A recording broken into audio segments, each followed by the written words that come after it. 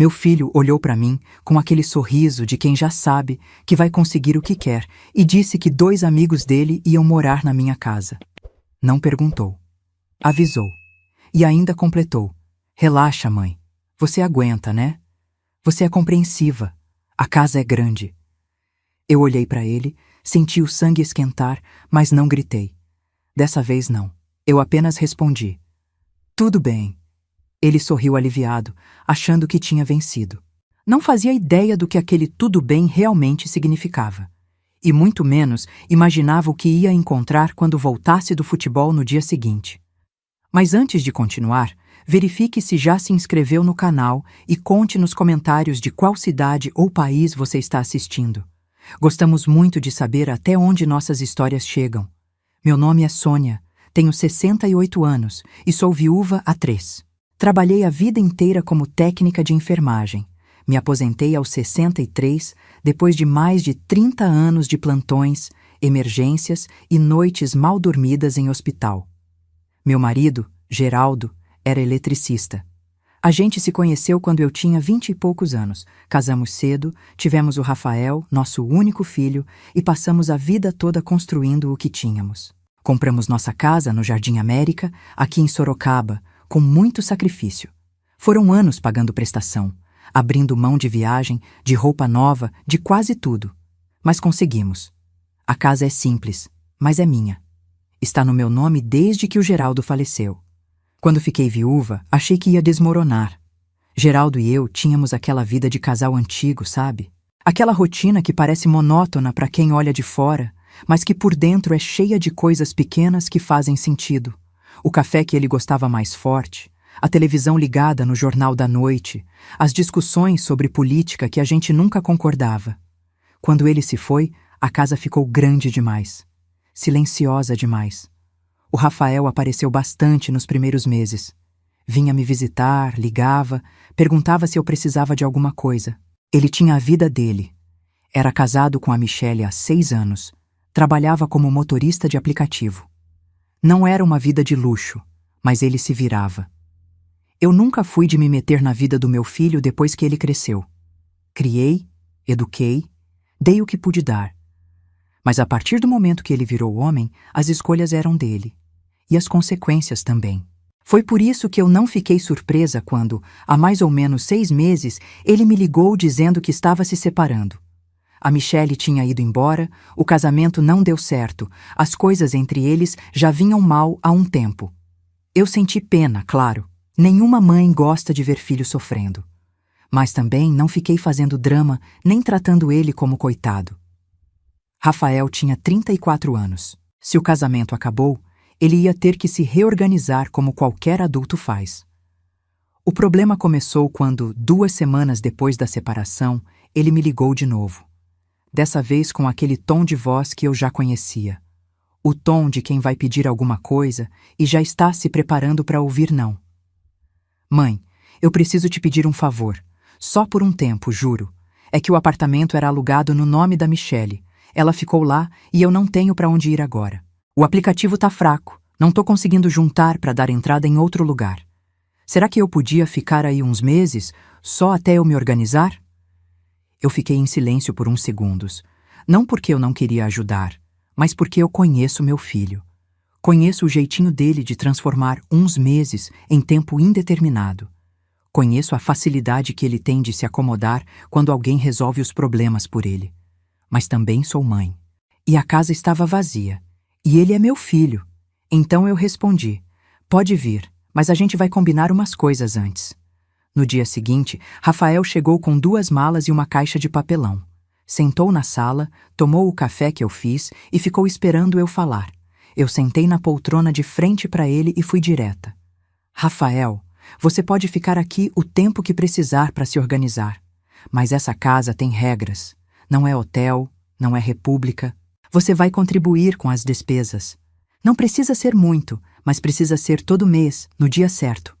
Você vai ajudar a manter a casa limpa e organizada. E você vai respeitar meus horários. Eu acordo cedo, durmo cedo, não quero bagunça de madrugada, não quero gente entrando e saindo a qualquer hora.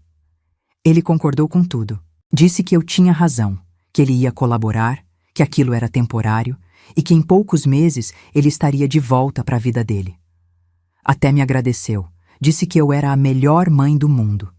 Eu não me iludi com o agradecimento, mas quis acreditar que dessa vez ele ia cumprir. E no começo, ele cumpriu. As primeiras 3 semanas foram tranquilas. Rafael acordava cedo para rodar no aplicativo, voltava no fim da tarde, tomava banho, jantava comigo, assistia um pouco de televisão e ia dormir. Ajudava a lavar a louça, passava pano no chão de vez em quando, até levou o lixo para fora sem eu precisar pedir. No final do primeiro mês, depositou a quantia que a gente tinha combinado na minha conta. Não era muito, mas era o combinado. Eu pensei, talvez dessa vez seja diferente. Talvez ele tenha amadurecido. Mas aí veio o segundo mês. A primeira coisa que mudou foi o horário. Rafael começou a sair mais tarde, voltar mais tarde. Dizia que o movimento do aplicativo estava melhor à noite.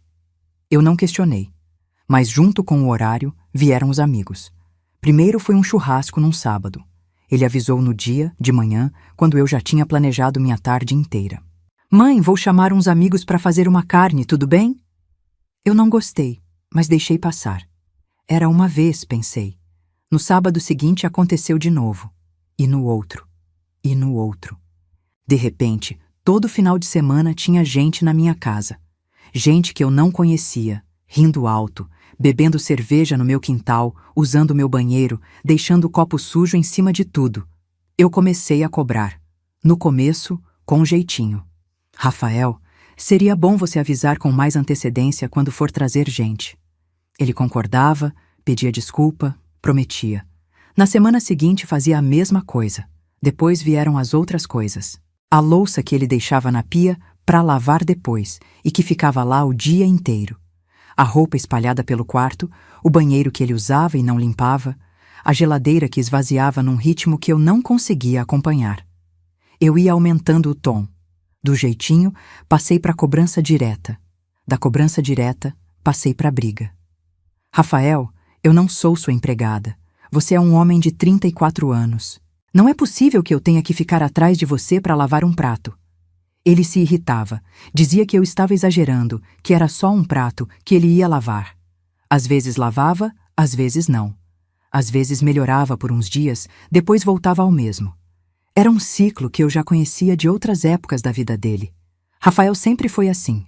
Faz o mínimo necessário para acalmar a situação e depois relaxa de novo, esperando que as coisas se resolvam sozinhas. E o dinheiro? A contribuição combinada do segundo mês atrasou 1 semana.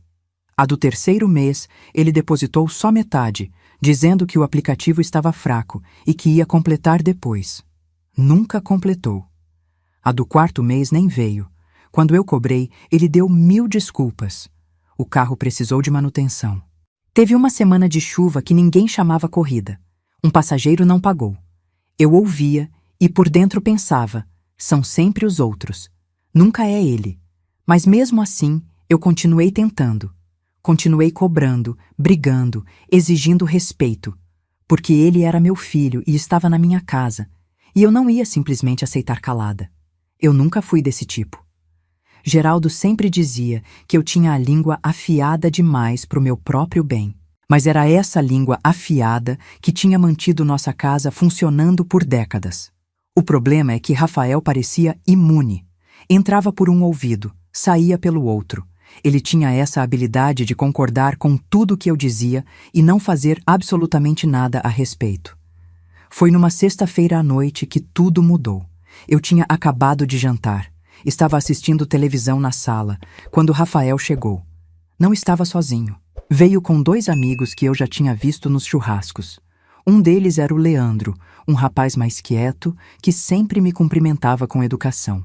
O outro era o Márcio, que eu nunca tinha ido muito com a cara. Tinha um jeito de olhar para as coisas como se estivesse avaliando, calculando. Rafael sentou no sofá do meu lado, os amigos ficaram em pé, meio sem jeito. Eu achei estranho. Normalmente eles iam direto para o quintal, mas o Rafael tinha aquele olhar. Aquele olhar de quem vai pedir alguma coisa. Mãe, preciso falar uma coisa com você. Eu desliguei a televisão. Fala. Ele respirou fundo, passou a mão no cabelo, daquele jeito que sempre fazia quando estava nervoso. É o seguinte, o Leandro e o Márcio estão passando por uma fase difícil. O Leandro perdeu o emprego mês passado, tá devendo aluguel, vai ser despejado. O Márcio também tá numa situação complicada, saiu da casa onde morava por uns problemas lá. E eu pensei, a gente tem espaço aqui, né? O quarto de hóspedes está vazio, dá para colocar mais um colchão. Eles podiam ficar aqui um tempo, só até se organizarem. Eu olhei para o meu filho. Olhei para os dois homens parados na minha sala, um olhando para o chão, outro olhando para mim, como se já soubesse que eu ia aceitar. Rafael, você está me pedindo para abrigar mais 2 pessoas na minha casa? Não é bem pedir, mãe. É mais avisar. Eles já não têm para onde ir. Não tem como deixar na rua. E eles vão contribuir com alguma coisa? Vão pagar aluguel? Dividir as contas? Rafael fez aquela cara de quem acha que eu estava sendo mesquinha por pensar em dinheiro. Mãe, eles estão quebrados, não tem condição agora. Mas assim que conseguirem emprego, a gente divide tudo certinho. Eu senti o sangue ferver. Ele estava ali, na minha frente, me avisando que 2 estranhos iam morar na minha casa sem pagar nada, sem me consultar, como se a casa fosse dele. Rafael, você não me perguntou, você está me avisando. Ele deu aquele sorriso de quem acha que já ganhou a discussão. Relaxa, mãe, você aguenta, né? Você é compreensiva. A casa é grande. Vai ser tranquilo, juro. Foi nesse momento que alguma coisa mudou dentro de mim. Eu podia ter gritado. Podia ter mandado os 2 embora na hora. Podia ter feito o escândalo que ele esperava para depois me chamar de exagerada e fazer o que queria de qualquer jeito. Mas eu não fiz nada disso. Eu olhei para o meu filho, olhei para os 2 amigos dele e respondi com a voz mais calma que eu consegui. Tudo bem. Rafael arregalou os olhos, surpreso. Sério, tudo bem? Tudo bem. Ele abriu um sorriso enorme. Virou para os amigos fazendo sinal de positivo, como se tivesse acabado de fechar um grande negócio. Leandro pareceu aliviado. Márcio continuou com aquele olhar calculista, mas deu um sorriso de canto. Valeu, mãe. Sabia que você ia entender. Você é demais. Eu não respondi. Levantei do sofá, fui para a cozinha, coloquei água para ferver para o meu chá da noite. Fiquei ali, de costas para a sala, ouvindo os 3 combinando como iam organizar as coisas, quem ia dormir onde, que no dia seguinte já traziam as malas. Rafael veio atrás de mim, me deu um beijo na testa. Obrigado, mãe. Você é a melhor. Eu olhei para ele e sorri. Um sorriso pequeno, controlado. Ele não fazia ideia do que aquele tudo bem realmente significava. Não era concordância, não era submissão. Era decisão. Eu tinha acabado de decidir que não ia mais gastar minha energia brigando com um homem de 34 anos que não queria ouvir. Eu ia agir. Rafael saiu da cozinha assobiando, feliz da vida. Voltou para a sala com os amigos, já planejando a mudança. E eu fiquei ali, tomando meu chá em silêncio, pensando no que ia fazer a seguir. Ele não tinha ideia, nenhum dos 3 tinha, mas iam descobrir em breve. Leandro e Márcio chegaram no sábado de manhã, cada um com uma mochila grande e uma sacola de roupas. Rafael tinha ido buscar os 2 de carro, e quando entraram pela porta da sala, eu estava na cozinha terminando de lavar a louça do café. Sequei as mãos no pano de prato e fui receber. Leandro foi o primeiro a me cumprimentar. Apertou minha mão com firmeza, olhou nos meus olhos e disse: Dona Sônia, muito obrigado por nos receber. Sei que é uma situação difícil, mas juro que não vou dar trabalho. Assim que eu arrumar um emprego, a primeira coisa que faço é ajudar nas despesas. Eu assenti com a cabeça, sem dizer muito. Queria ver se o discurso ia combinar com a prática. Márcio veio logo atrás. Me deu um aceno de cabeça rápido, um sorriso de canto de boca. E aí, Dona Sônia, valeu pela força. Foi só isso. Nem apertou minha mão, nem me olhou direito nos olhos. Já foi entrando, olhando em volta como quem avalia um imóvel para alugar.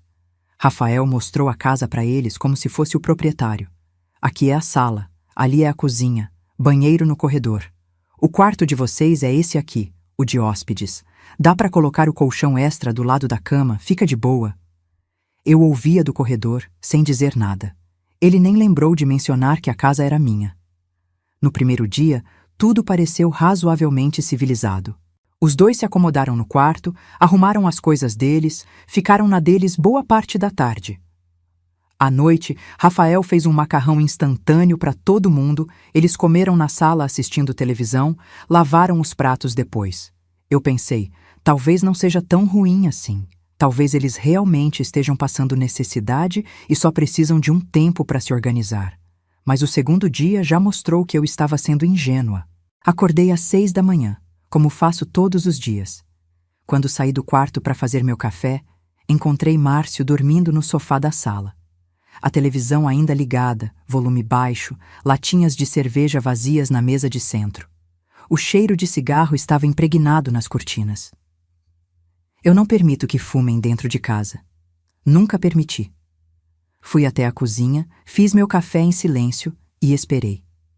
Quando Rafael acordou, lá pelas 9, eu chamei ele no quintal. Rafael, quem fumou dentro da casa? Ele coçou a cabeça, ainda com cara de sono. Ah, mãe, foi mal. O Márcio fumou um cigarro na sala ontem de noite. Mas foi só um, juro. Não vai acontecer de novo. Eu deixei claro que não quero cigarro dentro da minha casa. Eu sei. Vou falar com ele. Não falou. Ou se falou, não adiantou. Porque nos dias seguintes, o cheiro de cigarro continuou aparecendo. Às vezes na sala, às vezes no banheiro.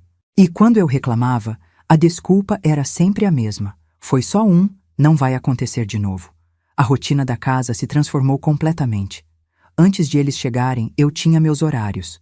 Acordava cedo, fazia meu café, assistia ao Jornal da Manhã, cuidava das plantas do quintal, almoçava ao meio-dia, descansava um pouco à tarde, jantava às 7, dormia às 10. Era uma rotina simples, de pessoa aposentada que gosta de paz. Geraldo e eu vivemos assim por anos. Com 3 homens dentro de casa, essa rotina virou pó. Leandro e Márcio acordavam tarde, geralmente depois das 11. Ficavam na sala a manhã inteira, ocupando o sofá, assistindo coisas no celular com o volume alto. Quando finalmente levantavam, iam direto para a cozinha fazer café da manhã, que mais parecia almoço. Fritavam ovo, faziam sanduíche, sujavam panela, deixavam tudo para lavar depois. Esse depois, às vezes, significava o dia seguinte. Os horários de refeição viraram bagunça.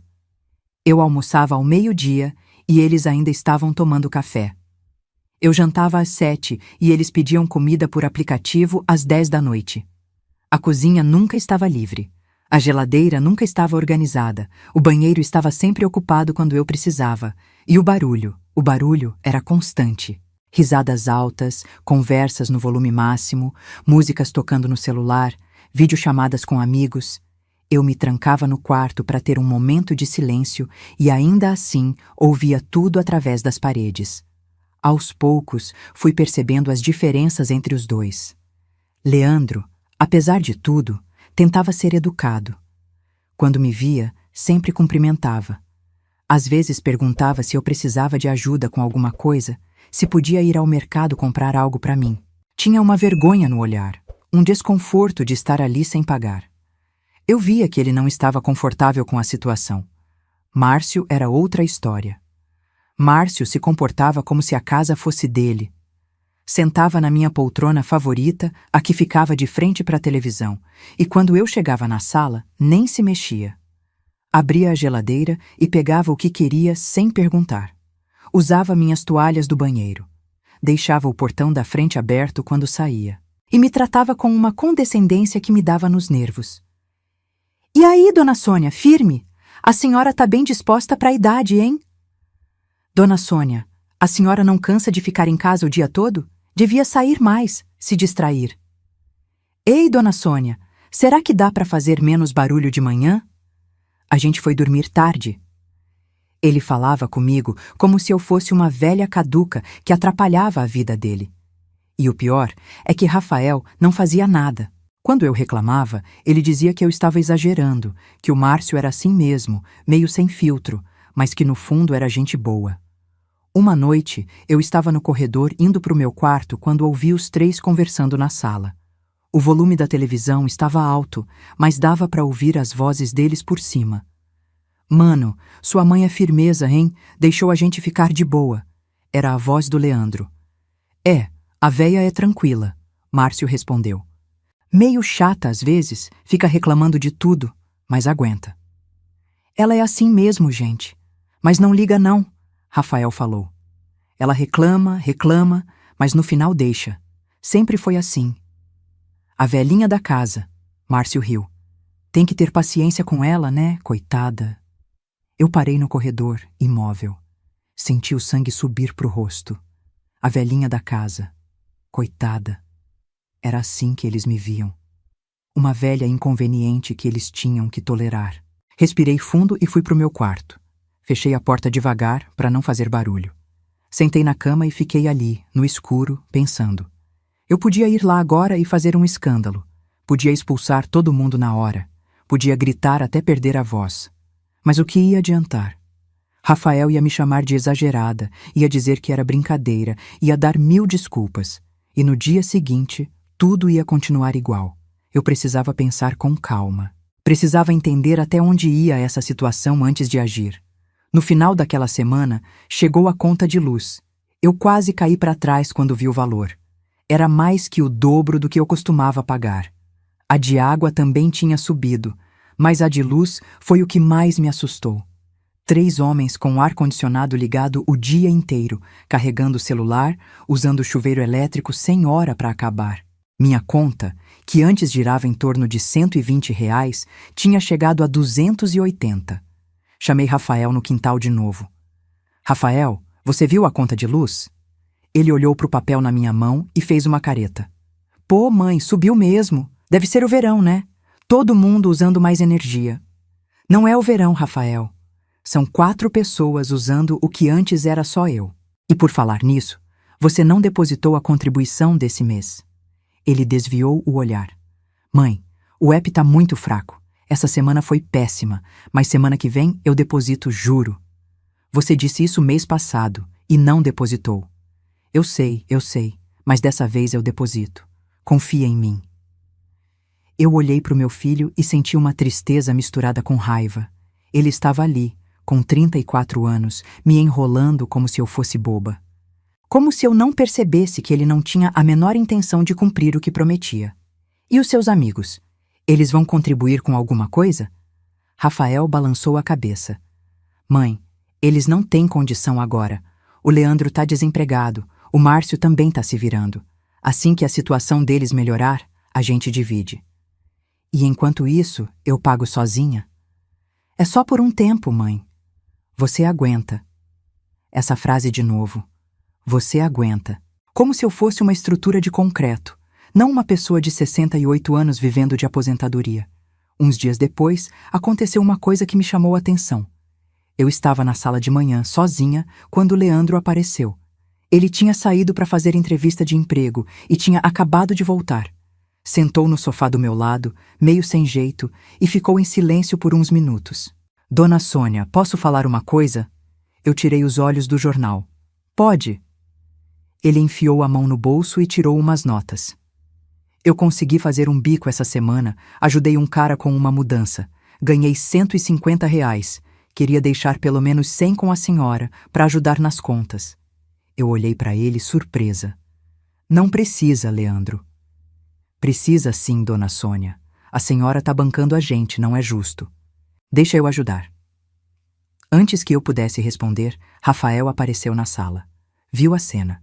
Viu o dinheiro na mão do Leandro. Ei, o que é isso? Leandro explicou. Tô querendo dar uma força para sua mãe, cara. Fiz um bico e queria contribuir. Rafael balançou a cabeça, sorrindo. Não precisa, cara. Fica com sua grana. Minha mãe tá de boa, não tá, mãe? A gente se resolve depois. Eu abri a boca para falar, mas Rafael já estava puxando Leandro pelo braço. Vem cá, vou te mostrar um lance no celular. Os dois foram pro quarto. O dinheiro voltou pro bolso do Leandro. E eu fiquei ali, na sala, com o jornal na mão, engolindo a raiva. Rafael tinha recusado ajuda na minha frente. Tinha decidido por mim que eu não precisava. Como se a casa fosse dele. Como se as contas fossem dele. como se eu não tivesse voz nenhuma sobre minha própria vida. Naquela noite, eu não consegui dormir direito. Fiquei deitada no escuro, ouvindo os barulhos da casa. A televisão da sala que alguém tinha deixado ligada. O ronco do Márcio que atravessava a parede. O ranger do portão que ninguém tinha trancado. E no meio da madrugada, ouvi outra coisa. Passos. A porta da frente abrindo e fechando. Um carro dando partida na rua. Eu levantei devagar e fui até a janela do meu quarto, que dá para frente da casa. Vi o Márcio entrando num carro que eu não conhecia. Um carro escuro, sem placa visível. Ele olhou para os lados como quem verifica se alguém está vendo, entrou e o carro saiu. Eram 3:30 da manhã. Fiquei na janela esperando. Ele voltou quase 2 horas depois. O mesmo carro, a mesma cena. Olhou para os lados, entrou pelo portão que tinha deixado aberto, foi direto para o quarto. No dia seguinte, observei o Márcio com mais atenção. Ele acordou tarde, como sempre, mas estava diferente, mais animado. Pegou o celular, fez umas ligações que atendeu longe de todo mundo, no quintal, com a voz baixa. Depois foi até o quarto e voltou com dinheiro no bolso. Dinheiro que não estava ali no dia anterior. Eu conheço gente. Passei 30 anos trabalhando em hospital, lidando com todo tipo de pessoa. Sei quando alguém está escondendo alguma coisa. E o Márcio estava escondendo. As saídas de madrugada continuaram. Nem toda noite, mas pelo menos umas 2 ou 3 vezes por semana. Sempre no mesmo horário, sempre o mesmo padrão. E sempre no dia seguinte ele estava com dinheiro que não fazia sentido. Ele dizia que estava desempregado, que estava se virando. Mas que tipo de se virar acontece às 3 da manhã? Rafael parecia não perceber nada. Ou percebia e fingia que não. Leandro também parecia alheio. Mas eu não era.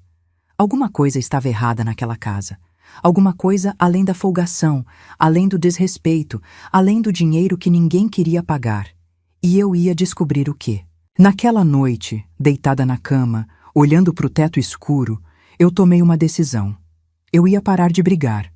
Ia parar de cobrar, de reclamar, de gastar minha energia em discussões que não levavam a nada. Ia ficar quieta, observando, prestando atenção em cada detalhe. Porque tinha coisa acontecendo debaixo do meu teto que eu ainda não sabia. E antes de agir, eu precisava saber exatamente com o que estava lidando. A velhinha da casa, eles disseram.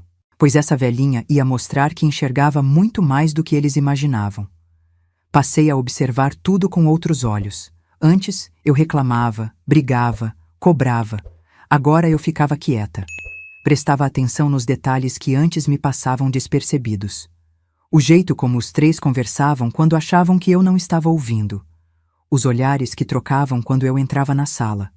As frases que paravam no meio quando eu aparecia. Eu me tornei invisível na minha própria casa. E sendo invisível, comecei a enxergar coisas que antes não via. Foi numa quinta-feira de madrugada que aconteceu. Eu tinha acordado com sede, coisa que às vezes acontece. Levantei da cama devagar, sem acender a luz, e fui até a cozinha pegar água. Quando cheguei no corredor, ouvi vozes. Vinham da cozinha. Rafael, Leandro e Márcio estavam acordados, conversando em volta da mesa. Parei no escuro do corredor. Encostei na parede e fiquei ouvindo. Mano, sua mãe não desconfia de nada. Era a voz do Márcio. Relaxa, cara. Ela é assim, reclama de tudo, mas não faz nada. Sempre foi assim. É só dar uma enrolada que ela deixa passar. Rafael respondeu, com aquele tom de quem sabe mais do que todo mundo. Mas e se ela descobrir? Leandro perguntou, com a voz mais baixa. Descobrir o quê? Ela nem sabe o que acontece debaixo do próprio teto. Fica assistindo televisão e reclamando de barulho. Coitada. Márcio riu. A véia é devagar. Mas e aí? A casa tá no nome de quem mesmo? No nome dela ainda, mas isso é detalhe. Meu pai morreu há 3 anos. Eu sou filho único. Quando ela bater as botas, isso aqui é meu de qualquer jeito. E enquanto isso, eu deixo ela ficar. Coitada, né? Ela não tem mais ninguém. Eu tenho pena. A casa é minha de direito. Só deixo ela morar aqui porque sou bom filho. Eu senti o chão sumir debaixo dos meus pés. A casa é minha de direito. Eu deixo ela morar aqui. Tenho pena. Minhas pernas fraquejaram. Tive que me apoiar na parede para não fazer barulho. O coração batia tão forte que eu tinha certeza de que eles iam ouvir. Então, basicamente, ela mora aqui de favor? Márcio continuou. Basicamente. Ela acha que manda porque o nome está na escritura, mas na prática quem resolve tudo sou eu. Quem cuida dela sou eu. Quando ela precisar de asilo, quem vai pagar sou eu. É justo que a casa seja minha. Faz sentido, Márcio concordou. Mas então a gente pode ficar de boa aqui, né? Sem prazo? Fica tranquilo. Enquanto eu estiver no comando, vocês têm lugar garantido. Leandro não disse nada. Eu conseguia imaginar ele ali, calado, talvez desconfortável, mas sem coragem de discordar. Fiquei no corredor por mais uns minutos, ouvindo eles mudarem de assunto, falarem de futebol, de aplicativo, de coisas banais. Quando tive certeza de que a conversa sobre a casa tinha acabado, voltei para o meu quarto em silêncio. Fechei a porta devagar. Sentei na cama. Não chorei. Não conseguia chorar. Estava seca por dentro, como se todas as lágrimas tivessem evaporado de uma vez. Meu filho, meu único filho, o menino que eu carreguei na barriga por 9 meses, que amamentei, que criei com tanto sacrifício. O homem que eu acolhi na minha casa quando ele precisou, que eu alimentei, que eu tentei ajudar mesmo quando ele não merecia. Esse homem estava dizendo para os amigos dele que eu morava na minha própria casa de favor, que ele tinha pena de mim, que a casa era dele de direito. Eu comprei essa casa com Geraldo.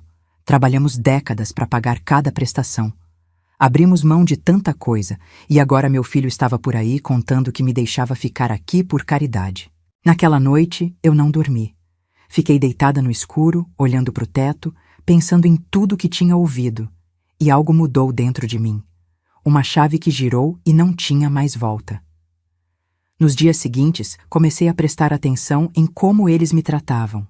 E vi o que antes eu não queria ver.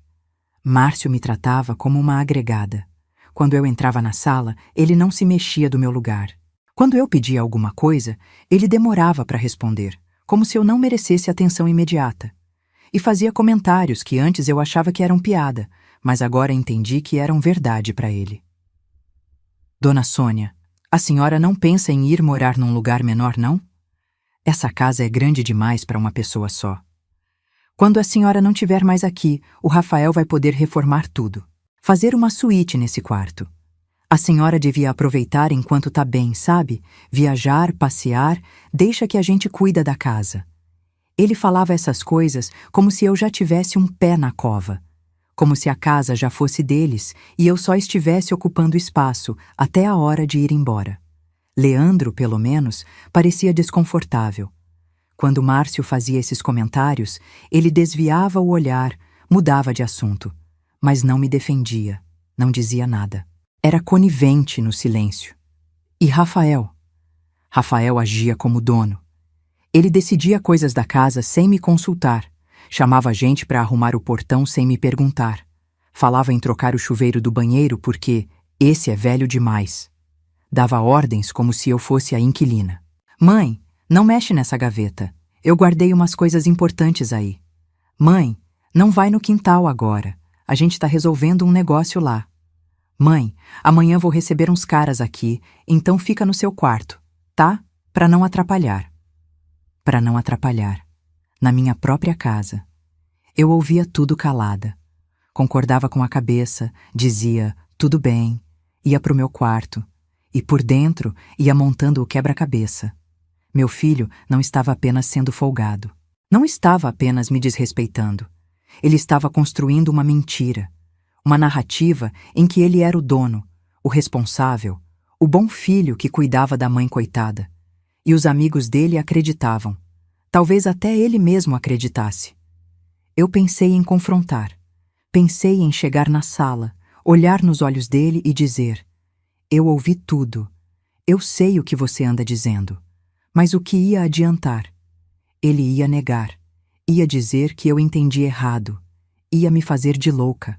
E os amigos iam ficar do lado dele. Eu ia ser a velha exagerada que não deixa o filho viver. Não. Confrontar não ia resolver. Eu precisava de mais. Precisava entender até onde ia essa história. Porque tinha algo ali que ainda não fazia sentido. As saídas de madrugada do Márcio.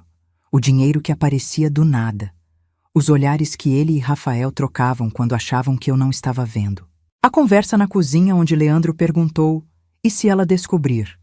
Descobrir o quê, exatamente? Tinha mais coisa acontecendo. Eu sentia, e eu ia descobrir. Naquela noite, antes de dormir, eu fiz uma lista mental. As coisas que eu sabia, as coisas que eu desconfiava, as coisas que ainda precisava entender. Eu sabia que meu filho estava mentindo sobre mim. Eu desconfiava que Márcio estava envolvido em algo errado. Eu precisava entender qual era a conexão entre os dois. E, acima de tudo, eu precisava saber se meu filho estava envolvido junto. Porque se estivesse, tudo mudava. Fechei os olhos e respirei fundo. A velhinha da casa, eles me chamavam. A coitada que morava de favor. A que não sabia de nada. Pois essa velhinha ia continuar fingindo que não sabia. Ia continuar observando, escutando, juntando as peças. E quando tivesse certeza do que estava acontecendo, ia agir. Dessa vez, não ia ter briga. Não ia ter discussão. Não ia ter segunda chance. Ia ter consequência. Era uma terça-feira de manhã quando aconteceu. Eu tinha acordado no horário de sempre, feito meu café, sentado na cozinha para assistir o jornal no celular. A casa estava silenciosa. Leandro e Márcio ainda dormiam, como de costume. Rafael tinha saído cedo naquele dia, coisa rara.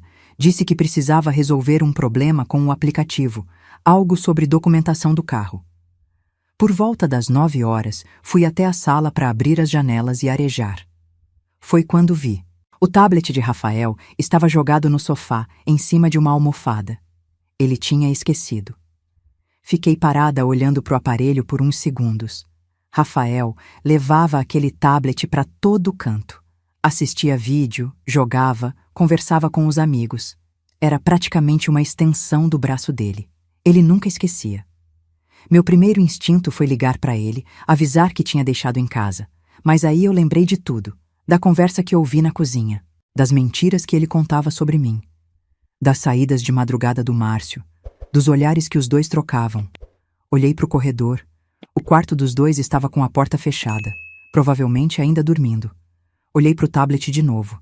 Eu nunca fui de mexer nas coisas dos outros. Passei a vida respeitando a privacidade de todo mundo, inclusive do meu filho. Mas aquela situação não era normal. Tinha coisa acontecendo na minha casa que eu não sabia. E se eu não descobrisse, podia ser tarde demais. Peguei o tablet e fui para o meu quarto. Fechei a porta devagar, sem fazer barulho. Sentei na cama e liguei o aparelho. Não tinha senha. Rafael nunca se preocupou com essas coisas. Achava que ninguém ia mexer nas coisas dele. E até aquele momento, ninguém tinha mexido mesmo. A tela inicial apareceu. Aplicativos de jogo, de streaming, de redes sociais e o ícone do WhatsApp. Respirei fundo e abri. As conversas apareceram. A maioria era com gente que eu não conhecia, grupos de futebol, coisas sem importância. Mas tinha uma conversa fixada no topo. O nome do contato era só M. Márcio. Abri a conversa e comecei a ler do final para o começo, para entender o contexto recente. As primeiras mensagens eram sobre horários, combinados para sair, coisas banais. Mas conforme fui subindo, o conteúdo começou a mudar. Chegou mais 15 ontem. Tô guardando no quarto, debaixo da cama. O cara do Jardim Europa confirmou. Vem buscar sábado, 500 por unidade. Essa semana foi boa. 32 no total. Tua parte tá separada. Minha mão começou a tremer. Continuei lendo. A véia desconfiou de alguma coisa? Que nada. Ela fica no quarto dela, não sabe de nada. Relaxa. Melhor assim. Se a polícia aparecer, a casa é no nome dela. A gente some e ela que se explica. Eu tive que parar de ler. Minhas mãos tremiam tanto que quase deixei o tablet cair. Voltei a ler. Precisava entender tudo. As mensagens iam meses para trás, desde que Leandro e Márcio tinham chegado na casa, talvez até antes. O esquema era claro. Márcio recebia celulares roubados de contatos que ele chamava de fornecedores.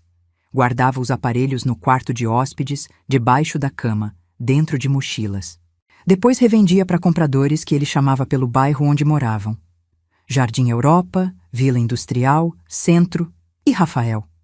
Rafael recebia uma porcentagem pelo aluguel do espaço, 15% de cada venda, segundo uma mensagem de 2 meses atrás. Em troca, ele garantia que a casa estaria disponível, que eu não ia descobrir, e que se algo desse errado, ele ia dar um jeito de afastar suspeitas. Tinha tudo ali. Quantidades, valores, datas, nomes de compradores. Um registro completo de atividade criminosa acontecendo dentro da minha casa. E a frase que mais me destruiu: se a polícia aparecer, a casa é no nome dela. A gente some e ela que se explica. Meu filho estava usando minha casa para guardar produto de roubo. Estava ganhando dinheiro com isso. E se a polícia aparecesse, quem ia responder era eu, a dona do imóvel. A velha de 68 anos que não sabia de nada. Eu ia para a cadeia por causa do meu próprio filho. Fiquei sentada na cama, em choque, por não sei quanto tempo. O tablet pesava nas minhas mãos como se fosse feito de chumbo. Minha cabeça girava, tentando processar o que tinha lido. Rafael não era apenas ingrato, não era apenas folgado, não era apenas mentiroso. Meu filho era cúmplice de crime e estava disposto a me sacrificar para se proteger. Respirei fundo. 1 vez, 2 vezes, 3 vezes. Precisava me acalmar, precisava pensar. Se eu fosse confrontar ele agora, o que ia acontecer? Ele ia negar, ia inventar desculpas, ia sumir com as provas. Márcio ia levar os celulares embora, ia apagar as mensagens, ia fingir que nada tinha acontecido. E eu ia continuar sem nenhuma prova, correndo o risco de ser presa por algo que não fiz. Não. Eu precisava agir com inteligência. Peguei meu celular e comecei a fotografar as mensagens. Tela por tela, conversa por conversa. Fotografei tudo que era relevante. As quantidades, os valores, as datas, os nomes dos compradores. A frase sobre a polícia aparecer e eu ter que me explicar. Tudo. Depois peguei um caderno velho que eu tinha na gaveta e comecei a anotar. Data de hoje. O que encontrei, onde encontrei, o que as mensagens diziam. Fiz um resumo de tudo, com letra clara, para não esquecer nenhum detalhe. Quando terminei, devolvi o tablet para o sofá, exatamente do jeito que tinha encontrado. Voltei para o meu quarto e escondi o celular com as fotos e o caderno com as anotações no fundo do guarda-roupa, debaixo de uma pilha de cobertores velhos. Sentei na cama de novo e fiquei pensando no próximo passo. Eu precisava de ajuda. Precisava de alguém que entendesse de lei, que me dissesse o que fazer sem me colocar em risco. Não podia simplesmente ir na polícia e contar tudo. E se eles não acreditassem em mim? E se achassem que eu estava envolvida? Lembrei de uma vizinha que tinha passado por um problema de família uns anos atrás, uma questão de herança complicada. Ela tinha contratado uma advogada que resolveu tudo. Eu podia perguntar o contato, mas primeiro, eu precisava ter certeza de que os celulares ainda estavam ali. Precisava confirmar com meus próprios olhos que o que eu tinha lido era verdade. Esperei até a tarde, quando Leandro saiu para uma entrevista de emprego e Márcio foi junto. Disse que ia acompanhar. Rafael ainda não tinha voltado. A casa estava vazia. Fui até o quarto de hóspedes. A porta estava fechada, mas não trancada. Entrei devagar, como se estivesse invadindo a casa de um estranho. O quarto estava uma bagunça. Roupas jogadas, copos sujos, cheiro de cigarro, a cama de solteiro de um lado, o colchão no chão do outro. Abaixei e olhei debaixo da cama. Tinha 2 mochilas grandes ali, escondidas atrás de uma mala velha. Puxei uma delas devagar e abri o zíper. Celulares. Dezenas de celulares, de marcas diferentes, modelos diferentes. Alguns ainda tinham película protetora, outros estavam com a tela trincada. Todos desligados, empilhados como se fossem mercadoria de loja. Fechei a mochila, coloquei de volta no lugar e saí do quarto. Voltei para o meu quarto com o coração disparado. Sentei na cama e olhei para as minhas mãos. Ainda tremiam. Era real. Tudo era real. Meu filho estava guardando celulares roubados na minha casa, estava ganhando dinheiro com isso. E estava disposto a deixar eu pagar o preço se algo desse errado. Naquela noite, eu não jantei. Disse que estava com dor de cabeça e fiquei no quarto. Ouvi os três chegando, conversando na sala, rindo de alguma coisa. Rafael veio bater na minha porta para perguntar se eu precisava de alguma coisa. Eu disse que não, que só queria descansar. Ele foi embora. E eu fiquei ali, no escuro, planejando. Eu ia procurar uma advogada. Ia entender meus direitos. Entender como me proteger. Ia descobrir a melhor forma de agir sem me prejudicar. E quando estivesse pronta, ia mostrar para o meu filho o que acontece quando se subestima a velhinha da casa. Ele achou que eu não sabia de nada. Achou que eu era uma velha boba que ele podia usar e descartar. Estava muito enganado. No dia seguinte, acordei com uma clareza que não sentia há muito tempo. Tomei meu café, esperei os três saírem e fui até a casa da dona Marlene, minha vizinha de frente. Ela tinha passado por aquele problema de herança uns anos atrás e eu lembrava que tinha contratado uma advogada. Perguntei se ela ainda tinha o contato. Marlene me olhou curiosa, quis saber se estava tudo bem. Eu disse que era só uma consulta sobre documentação da casa, nada demais. Ela me passou o número e eu agradeci. Liguei do meu quarto com a porta fechada. A advogada se chamava doutora Fernanda, tinha escritório no centro de Sorocaba. Expliquei por cima a situação, disse que precisava de uma orientação urgente. Ela tinha um horário disponível naquela mesma tarde. Às 2h, eu estava sentada na sala de espera do escritório. Às 2h15, estava na frente dela, contando tudo. Contei sobre o retorno do Rafael, sobre os amigos que vieram morar na casa, sobre as mentiras que eu tinha ouvido na cozinha. Contei sobre as saídas de madrugada do Márcio, sobre o tablet esquecido, sobre as mensagens que fotografei. E contei sobre os celulares debaixo da cama. A doutora Fernanda ouviu tudo em silêncio, fazendo anotações. Quando terminei, ela tirou os óculos e me olhou com seriedade. Dona Sônia, a situação é grave.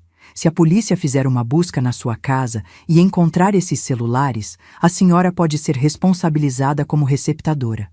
Mesmo que não tenha participação, o imóvel está no seu nome. A senhora precisa tirá-los de lá o mais rápido possível. Eu já sabia disso, mas ouvir de uma advogada tornou tudo mais real. E como eu faço isso sem me prejudicar? Ela explicou. Eu tinha todo o direito de pedir que eles saíssem da minha casa. Rafael não era proprietário, não tinha contrato de aluguel, não tinha nenhum documento que comprovasse direito de moradia. Os amigos dele, menos ainda. Eu podia simplesmente trocar as fechaduras e colocar os pertences deles para fora. Mas e a denúncia? Se eu denunciar o Márcio, eles vão saber que fui eu. A doutora Fernanda pensou por um momento. A senhora pode fazer uma denúncia anônima. Liga para o Disque Denúncia ou para a delegacia, diz que viu atividade suspeita, dá as informações que tem, eles vão investigar. A senhora não precisa se identificar. E o meu filho? Ela me olhou com compaixão. Dona Sônia, se o seu filho está envolvido, ele vai ter que responder por isso. Mas pelas mensagens que a senhora leu, a participação direta é do Márcio. Seu filho recebia dinheiro para emprestar o espaço, o que é grave, mas pode ser mais difícil de provar. O importante agora é proteger a senhora. Saí do escritório com um plano na cabeça. Eu ia esperar o momento certo. O momento em que os três estariam fora da casa por tempo suficiente para eu fazer o que precisava fazer. E esse momento veio 3 dias depois. Era sábado.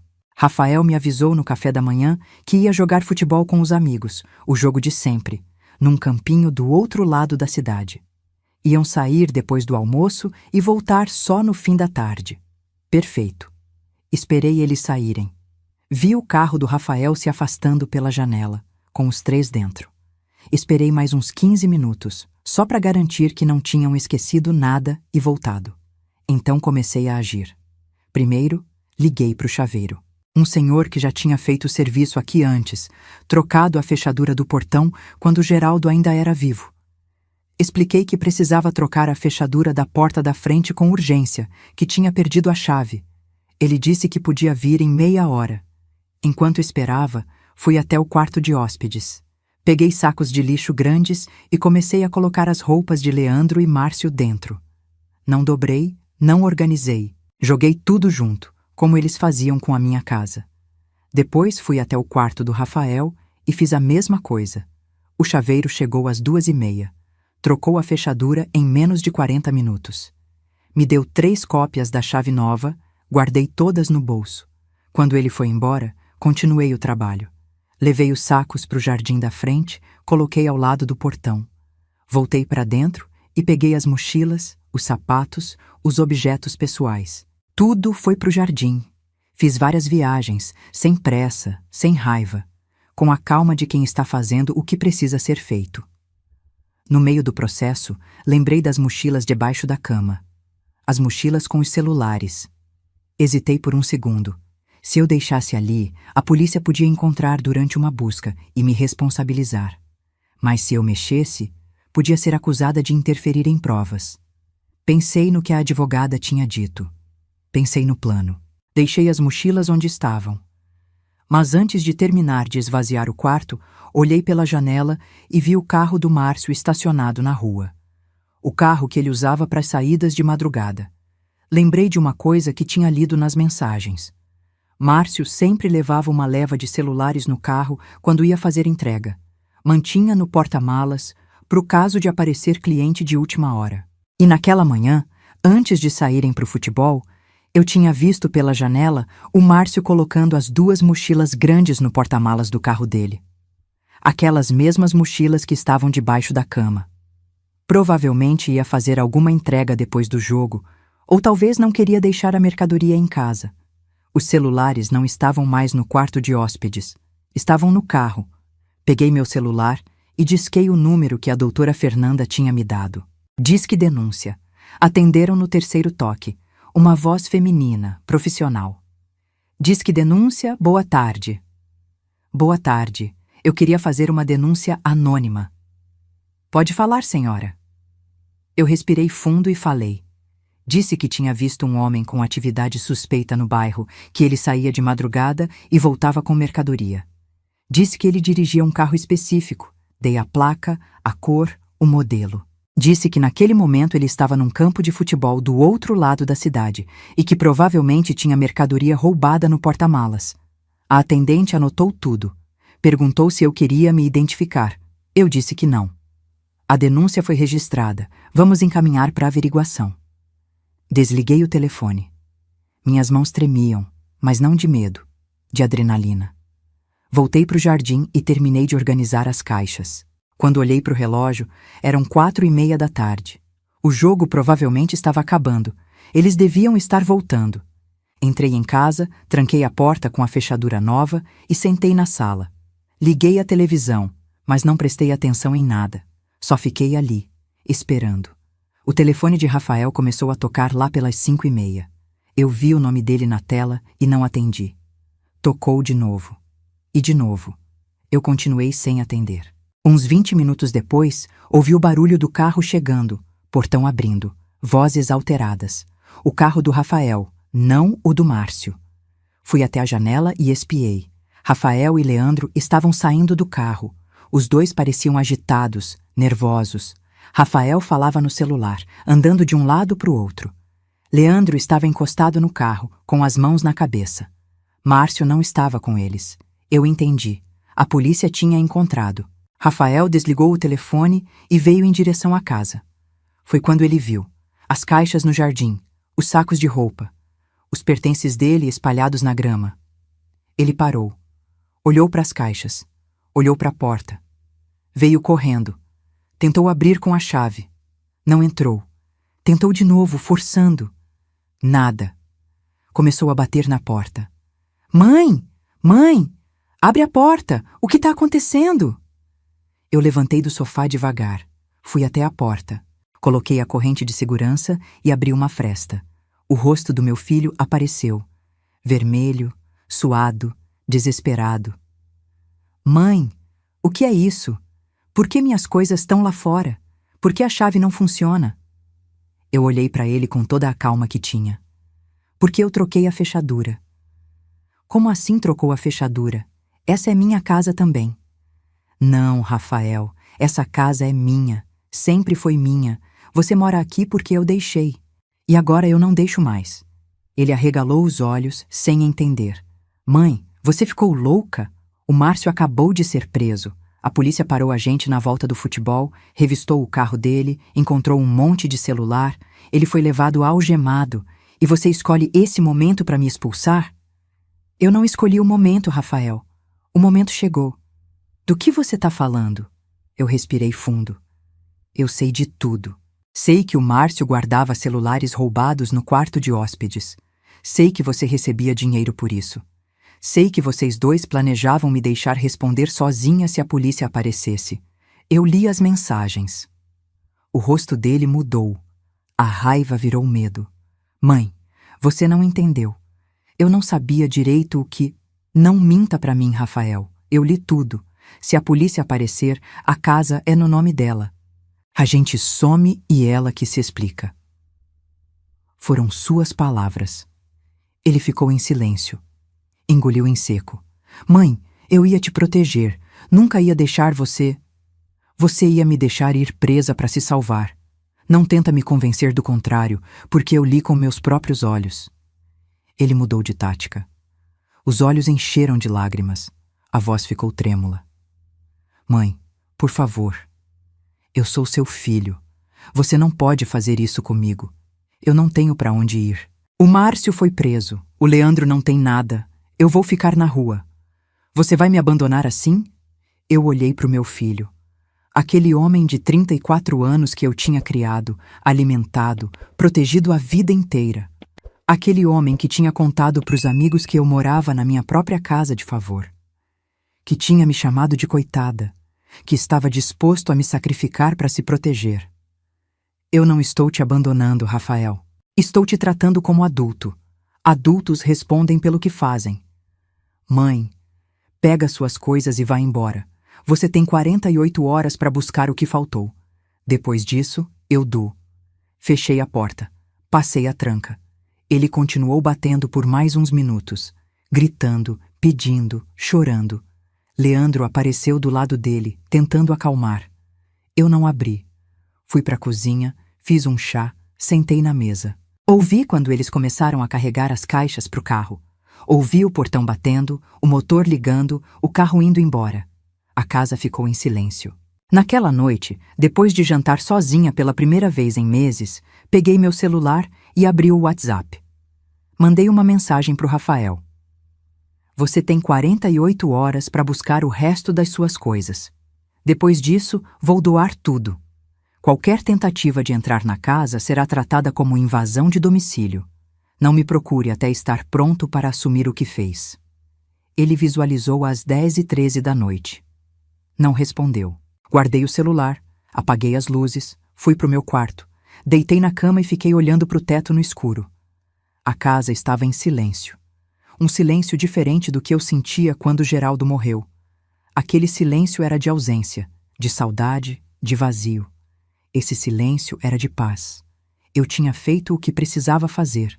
Tinha protegido minha casa, minha vida, minha dignidade. Tinha tratado meu filho como o adulto que ele era, com todas as consequências que isso significava. Não sei o que vai acontecer daqui para frente. Se Rafael vai me procurar, se vai pedir desculpas, se vai aprender alguma coisa com tudo isso. Não sei se vou perdoar um dia, se vou conseguir olhar para ele de novo sem lembrar de tudo que li naquelas mensagens. Mas sei que fiz o certo. A velhinha da casa, eles me chamavam. A coitada que morava de favor, pois a velhinha mostrou que não era tão boba assim, e a casa continua sendo minha. Os primeiros dias foram estranhos. Eu acordava no horário de sempre, fazia meu café, sentava na cozinha. Mas agora não tinha barulho de televisão ligada na sala, não tinha ronco atravessando a parede, não tinha cheiro de cigarro nas cortinas. A casa estava vazia. E aos poucos, fui percebendo que vazia não significava triste. Comecei a reorganizar tudo. Primeiro, limpei o quarto de hóspedes. Lavei os lençóis, passei pano no chão, abri as janelas para tirar o cheiro de mofo e cigarro que tinha se acumulado. Joguei fora o colchão extra que estava no chão, aquele que Márcio usava. Não queria mais nada daquilo dentro da minha casa. Depois, fui para o quarto do Rafael. Tirei as coisas que ele não tinha levado, coloquei numa caixa, guardei no fundo do armário. Se ele viesse buscar, estaria ali. Se não viesse, eu doava depois. Em uma semana, a casa estava do jeito que era antes. Limpa, organizada, silenciosa. Minha. Foi numa terça-feira, uns 10 dias depois de tudo, que Leandro apareceu. Eu estava no quintal regando as plantas quando ouvi a campainha. Fui até o portão e vi ele ali, parado, com cara de quem não dormia direito há dias. Dona Sônia, desculpa aparecer assim. Será que a gente podia conversar? Eu olhei para ele por uns segundos. Leandro nunca tinha sido grosseiro comigo. Sempre cumprimentava, sempre tentava ajudar. Dos 3, era o único que parecia ter vergonha de estar ali sem pagar. Abri o portão. Entra. Sentamos na varanda. Ofereci café, ele recusou. Ficou um tempo em silêncio, olhando para o chão, até que finalmente falou. Dona Sônia, eu preciso entender o que aconteceu. O Rafael não me conta nada direito. O Márcio foi preso, a senhora expulsou todo mundo, e eu tô aqui sem saber o que eu fiz de errado. Eu suspirei. Leandro não sabia. Eu tinha certeza disso pelas mensagens que li. Ele estava fora do esquema, era só um desempregado que aceitou um lugar para ficar. Não merecia pagar pelo que não fez. Contei tudo para ele. Sobre os celulares roubados, sobre o Márcio usando a casa como ponto de receptação, sobre o Rafael recebendo dinheiro para emprestar o espaço. Contei sobre as mensagens que li, sobre o plano de me deixar responder se a polícia aparecesse. Conforme eu falava, o rosto do Leandro ia mudando. Primeiro incredulidade, depois raiva, depois uma tristeza profunda. Eu não sabia de nada disso, Dona Sônia. Juro pela minha mãe. Eu achei que o Márcio estava desempregado igual eu, que estava se virando com bico. Nunca imaginei que ele estava envolvido com coisa roubada. Eu sei que você não sabia, Leandro. Por isso estou te contando. Ele ficou em silêncio por um tempo. Depois balançou a cabeça como se estivesse processando. E o Rafael sabia? Sabia de tudo? Sabia, participava, ganhava dinheiro. Leandro passou a mão no rosto. Eu não acredito. A gente era amigo há anos. Ele me trouxe para cá dizendo que estava me ajudando e o tempo todo estava me usando de cobertura. Você não foi o único usado, Leandro. Ele me olhou com os olhos cheios de água. Dona Sônia, me desculpa. Desculpa por ter invadido a sua casa, por ter ficado aqui sem pagar, por tudo. A senhora não merecia isso. Você não me deve desculpas pelo que os outros fizeram. Só cuida da sua vida agora. Leandro foi embora naquele dia e nunca mais voltou. Soube por vizinhos que ele arrumou um emprego de ajudante numa loja de materiais de construção. Alugou um quarto do outro lado da cidade. Cortou contato com Rafael completamente. As notícias sobre Márcio vieram aos poucos. A polícia encontrou 17 celulares no carro dele naquele dia. Na investigação, descobriram que ele tinha envolvimento com uma quadrilha maior, gente que roubava e repassava para ele revender. Ele foi indiciado por receptação qualificada e estava preso aguardando julgamento. Rafael não foi indiciado. Não tinha provas diretas da participação dele, só as mensagens que eu tinha fotografado. E eu não entreguei para a polícia. A advogada disse que se eu entregasse, podia complicar minha situação também, já que a atividade aconteceu dentro da minha casa. Então guardei as provas para mim, como garantia. Se um dia Rafael tentasse alguma coisa contra mim, eu teria como me defender. Mas mesmo sem processo, Rafael perdeu tudo o que importava. Perdeu os amigos, perdeu a moradia, perdeu o respeito. Soube que ele estava morando num quarto alugado na periferia, trabalhando mais horas no aplicativo para conseguir pagar as contas. A vida de conforto que ele tinha na minha casa acabou. Ele não me ligou, não mandou mensagem, não apareceu. E eu não forcei contato. 3 meses se passaram.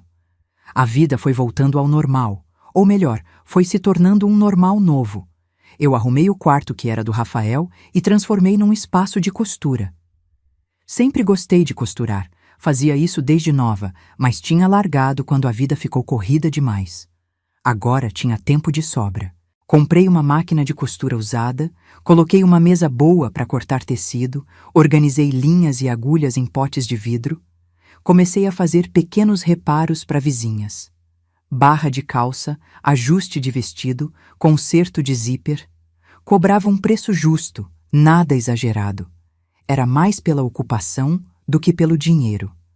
Voltei para o grupo de caminhada do bairro, aquele que eu frequentava antes de Geraldo morrer e que tinha abandonado.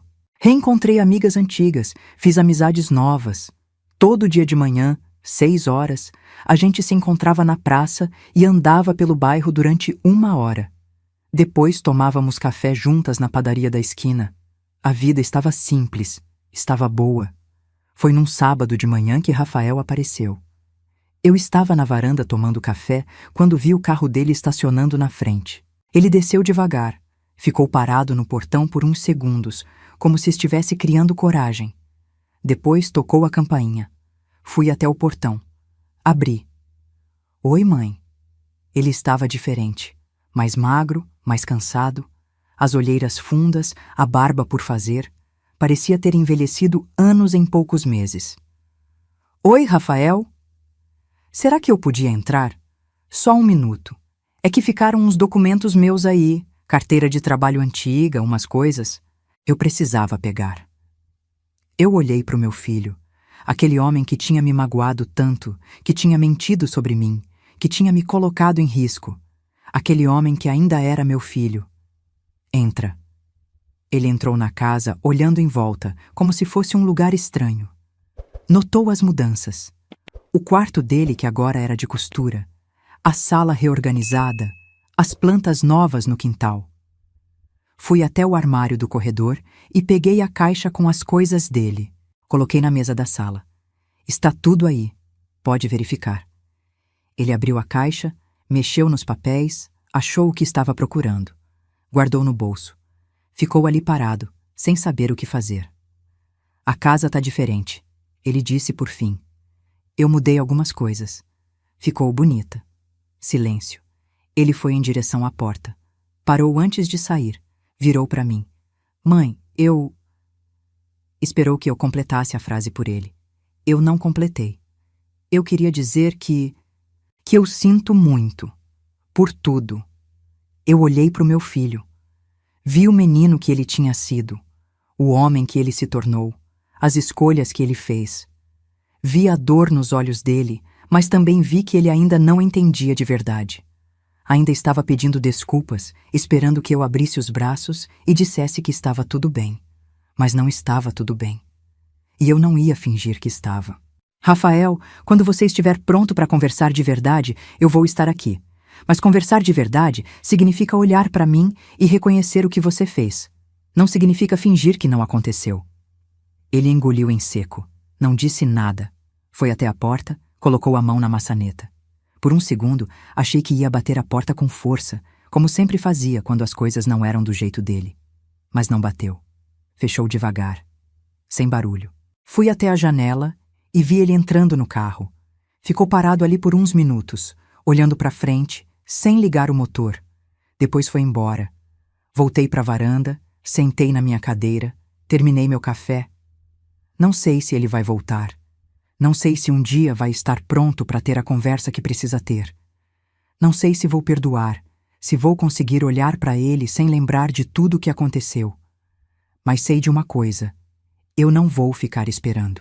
A casa é minha, a vida é minha, e eu finalmente estou vivendo nos meus próprios termos. Passei anos criando filho, cuidando de marido, trabalhando em hospital, me dedicando aos outros. Agora é minha vez. De acordar a hora que eu quiser, de caminhar com minhas amigas, de costurar para as vizinhas, de tomar café na varanda sem pressa. Se Rafael quiser fazer parte dessa vida, vai ter que merecer.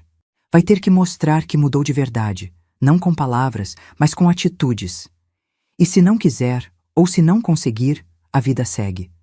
Porque eu aprendi uma coisa nesses 68 anos. A gente não pode obrigar ninguém a ser quem não é. Nem filho, nem marido, nem amigo. A gente só pode cuidar de si mesma e esperar que os outros façam o mesmo. O resto é consequência. E consequência, todo adulto tem que aprender a enfrentar. Se você gostou dessa história, escreva aqui nos comentários. No meu lugar, o que você faria? E não deixe de assistir ao próximo vídeo que está aparecendo aí na tela. Ele traz uma reviravolta surpreendente e emocionante que vai te prender do começo ao fim. Até o próximo vídeo.